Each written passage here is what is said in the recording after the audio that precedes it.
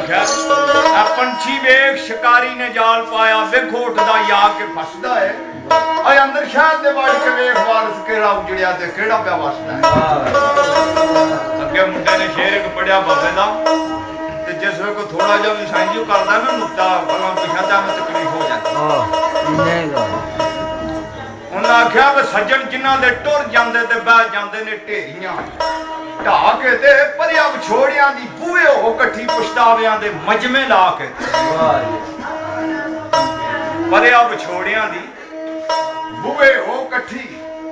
पछतावियां दे मजमे ला के ते अरोण धोण खलोण ना नैन छम छम ते मेरे जाई तू सजना आके ते कसूर मंदो के चुमुड़े पुन्नू पर पहलू मरे ससी थली जा अगे उन्हें आख्या वे सज्जन गए ते रेह ने विछोड़े तक तक सुंजियां थावां पईयां निकले नावां उन्हां नहीं आउणा ना मिलना है सानू ते तुमी ना बोल बनेरे ते कावां ओडिया डावां और रह गईयां ने हुण यादां दियां चिट्ठियां ते कोल नहीं सरनामा मैं किधर पावां कसूर मंदा मैं सिकदी आजज टोर मगर उन्हां दे जावां जे मुकुण एक जुदाई एक याद सज्जन दी राम भाई जणियो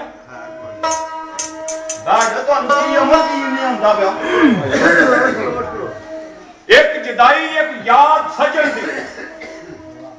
मेरा खून शरीरों सुके ते लून लू दुखे मैं दिने कली राती नहीं तसली बई पढ़नियां दलीलां दे रुके ते रात ना मुके अरे पौंदे ने जदों प्यार सजन दे नहीं चेते भुलदे उके अख ना सुके कसूर मंदा मेरी दुनिया विचों परतांदा यादी जी चुके फरास ना टुटे। हाँ जी मैंने जरा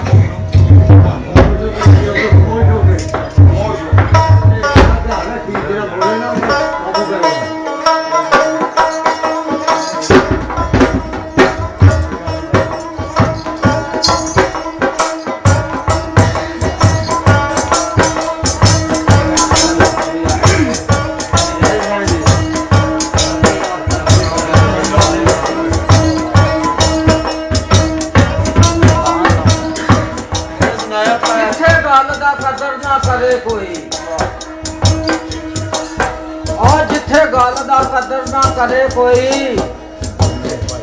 कर के गल ते गल गवानी नहीं चाहिए और करके गल ते पल में चल जावे ओदे नाल कोई गल बनानी नहीं चाहिए।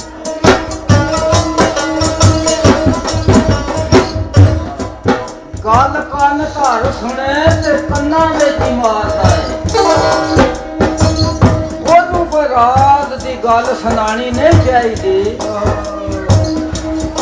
और गल समझ के भी जेड़ा समझदा नहीं कसूर मंदा ओदे नाल कोई गल लानी नहीं चाहिए।